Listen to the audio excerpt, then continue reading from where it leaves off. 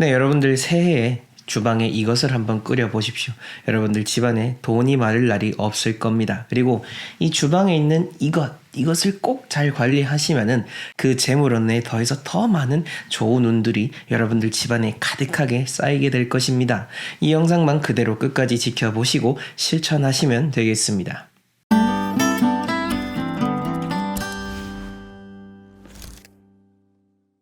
네, 멋지동입니다. 오늘 주방과 관련된 영상들 모아서 여러분들에게 알려드리려고 하는데요. 풍수학에서는 복덕이라는 말을 자주 사용하고 있습니다. 복덕. 쉽게 말해서 복과 좋은 일이 일어나는 걸 말하는 거죠.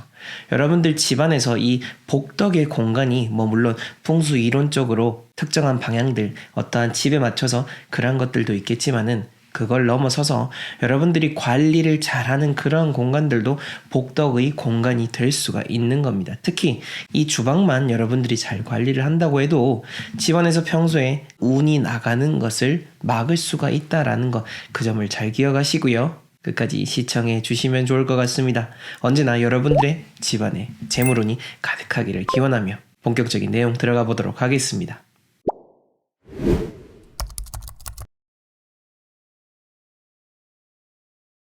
네, 여러분들이 오늘 핵심적으로 알아야 할 것이 바로 이것입니다. 매일 가스레인지를 사용하는 겁니다. 가스레인지가 없다면 인덕션도 괜찮습니다.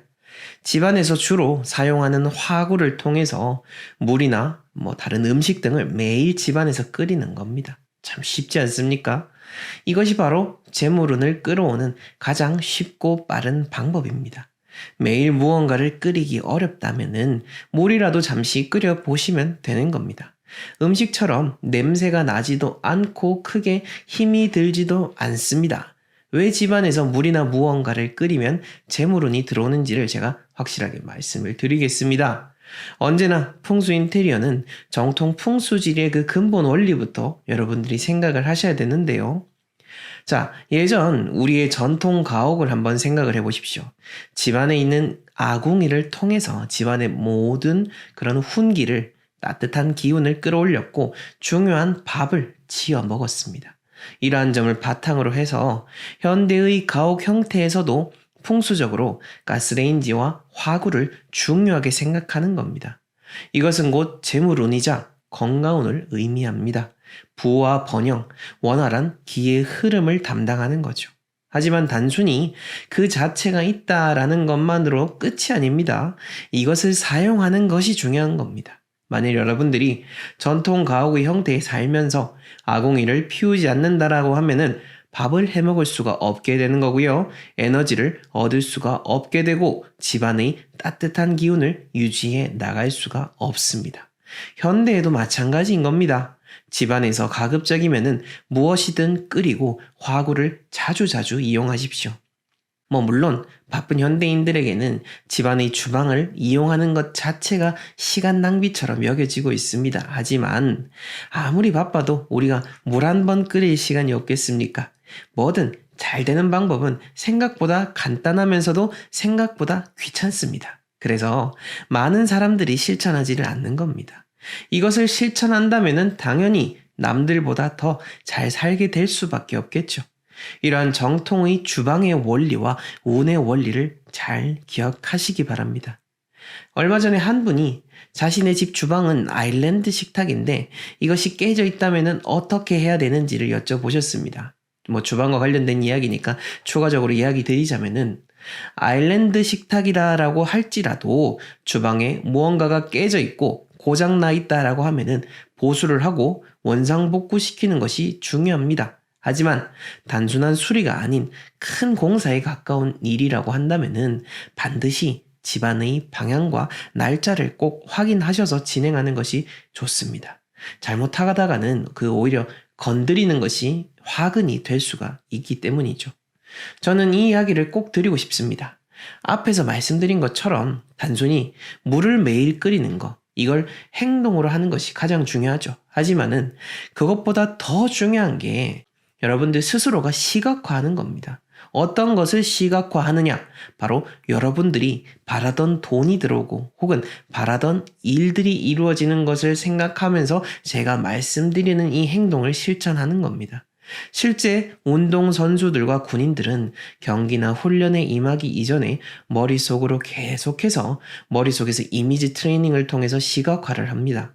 그렇게 할 때 이것을 하지 않았을 때보다 더 머릿속에서 잘 기억이 되기 때문입니다. 분명 여러분들이 잘 될 수 있다라는 그런 믿음과 함께 여러분들이 실제로 잘 되는 모습을 상상하시면서 화구를 이용하고 물을 끓여보시기 바랍니다. 네, 오늘 첫 번째 내용입니다. 여러분들 식탁 의자 위에 보통 옷을 잘 걸어 두시는 분들 간혹 계시는데요. 현장에 가보더라도 특히 사업을 하시거나 자영업을 하시는 의뢰인분들의 집에 가면은 워낙 바쁜 관계로 옷을 식탁 의자에 걸어뒀다가 또 그대로 입고 나가고 이러한 모습들을 쉽게 마주할 수가 있습니다. 하지만 이 옷이 있어야 될 공간 역시나 정해져 있죠.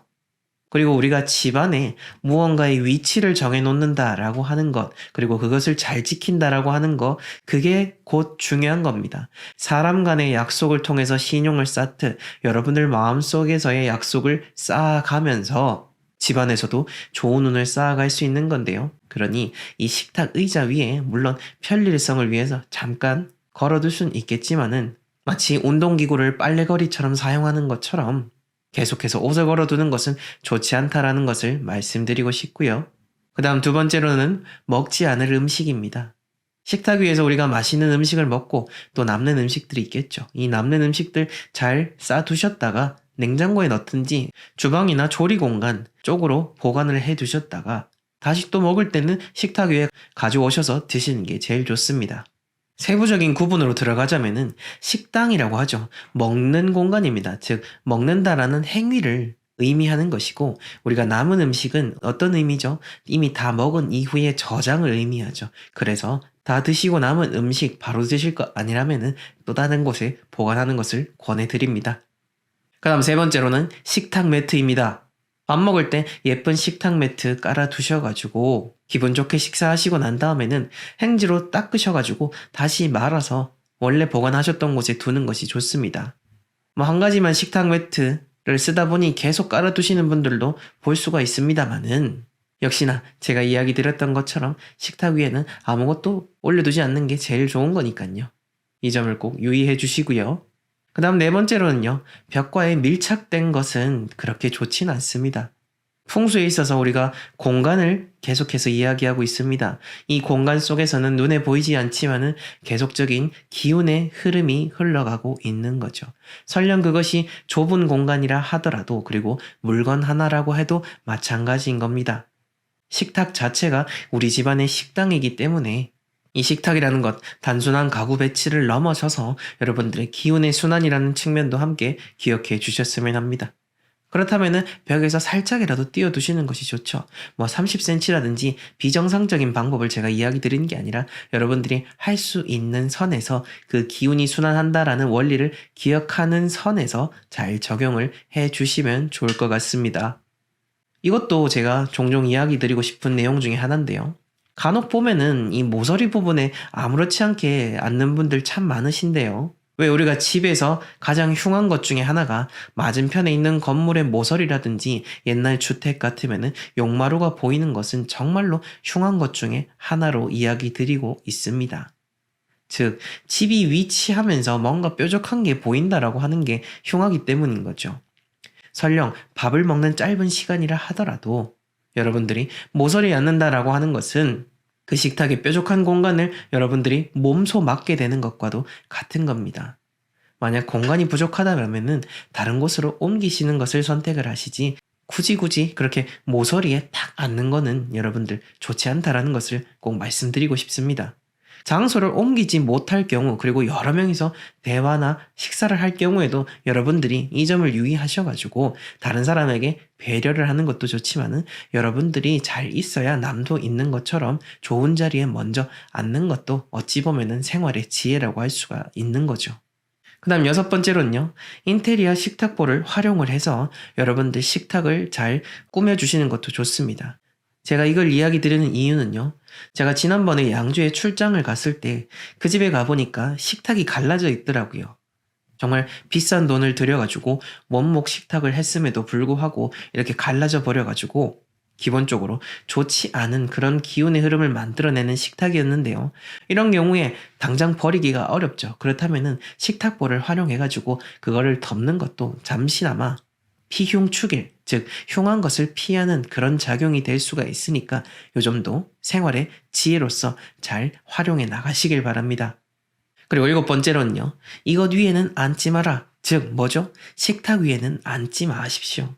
뭐 식탁 위에 앉는 사람 있겠냐마는 그럼에도 불구하고 여러분들 종종 걸터 앉는다라든지 엉덩이를 기대는 식으로 나도 모르게 무심코 그렇게 식탁에 기대는 순간이 분명히 있었을 겁니다.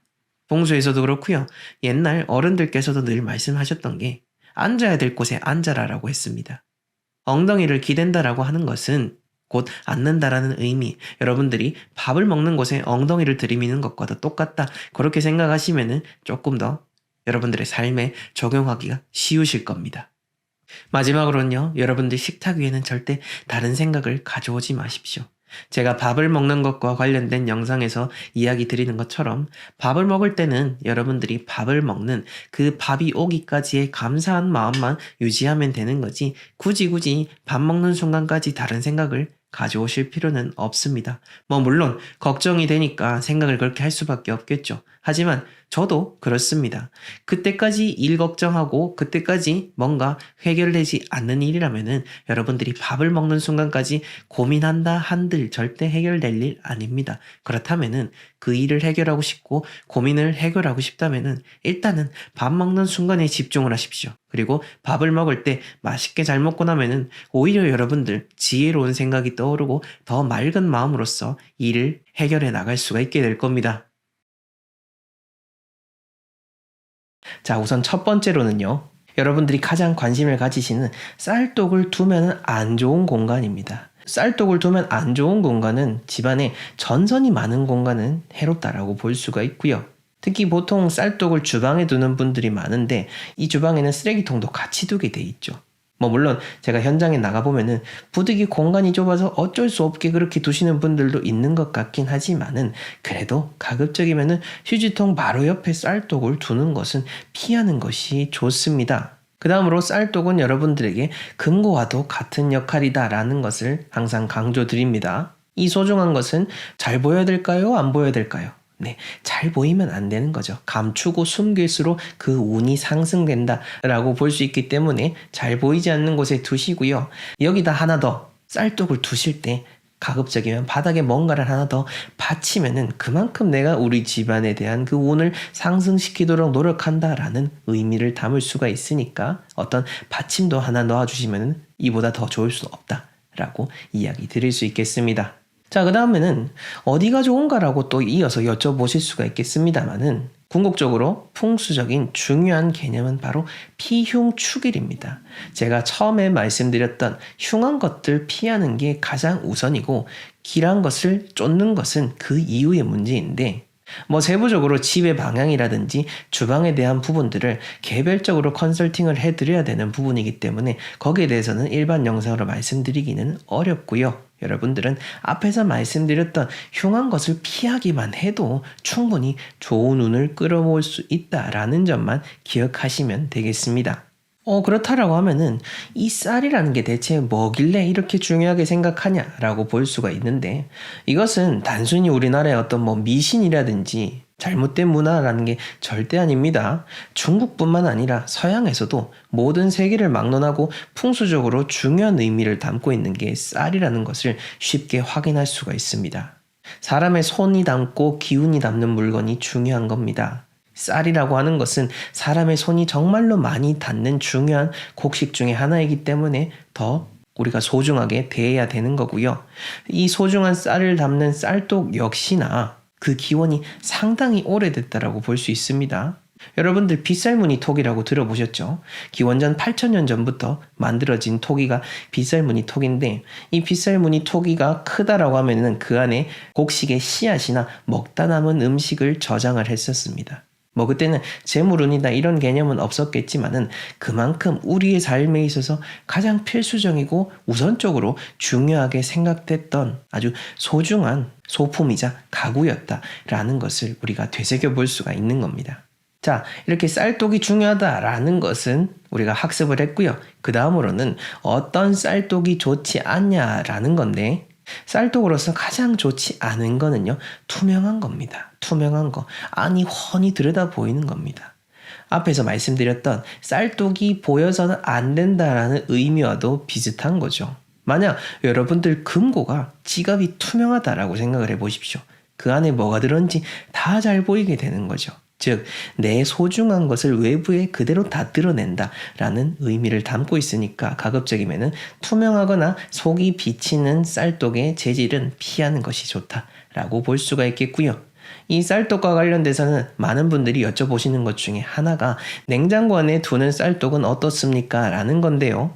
물론 정통 풍수를 현대적으로 해석해야 되는 그 해석론적인 논의가 있을 수는 있겠지만은 저의 관점으로 봤을 때는 딱 나쁘다라고 표현하기는 어렵습니다만은 어찌됐건 간에 쌀독을 개별적으로 밖에 두는 것보다는 좋다라고 보기 어렵다라고 이야기 드릴 수 있겠습니다. 자, 이렇게 봤을 때 제가 결국에는 쌀독으로서는 도기로 된 것을 추천드리는 건데요. 왜 이 도기로 된 것이 풍수적으로 의미가 있냐라고 하면은 여기에는 바로 오행의 의미가 담겨져 있습니다. 풍수의 요체이자 이 세상 전체의 기운을 의미하는 그 법칙이기도 하죠. 쌀은 곧 재물이니까 금을 의미합니다. 이 금을 더 잘 되도록 도와주는 게 바로 흙입니다. 흙. 도기가 바로 흙으로 만들어졌죠. 그래서 토생금이라는 의미로서 이 쌀독으로서는 도기가 가장 좋다라고 이야기를 드리는 거니까 이 점 잘 참고하시기 바랍니다. 자, 이렇게 쌀독이 뭐가 좋은지까지도 알았고, 그러면은 이 쌀독을 관리하는 법에 대해서도 잘 생각을 해보셔야겠죠. 당연히 쌀독은 이 소중한 거니까 겉에 잘 닦아주시고요. 금이 간 건 없는지를 항상 체크하는 게 중요합니다. 그리고 그 안에 쌀을 담아 놓으실 때도 바닥이 드러날 때까지 끝까지 드시는 것보다는 너무 바닥을 드러내기 이전에 새로운 쌀을 채워 넣으시면 좋습니다. 이렇게 얘기하시면 또 그 안에 남은 쌀은 어떡합니까? 라고 하시는데 당연히 그 남은 쌀은 먼저 비워내시고 새 쌀들로 채워 넣으셔야죠. 그리고 그 위에다가 남은 쌀들을 다시 부어야 잘 먹을 수가 있는 거니까 이렇게 현실적으로 여러분들이 잘 관리를 하시면 되겠습니다. 그리고 또 이렇게 질문하시는 분들도 계십니다. 나는 쌀 잘 안 먹어가지고 집에 쌀독 안 두는데 그럼 어떻습니까? 라고 하는데요. 쌀독 자체가 이 풍수 소품 중에 하나다라고 여러분들이 보시면 좋을 것 같습니다. 여러분들이 잘 되기 위해서 집안에 금두꺼비도 사시고 여러 가지 풍수 소품들도 사시는데 그것보다도 사실 더 좋고 더 중요한 게 바로 이 쌀독이다. 저는 이렇게 이야기 드릴 수가 있겠습니다.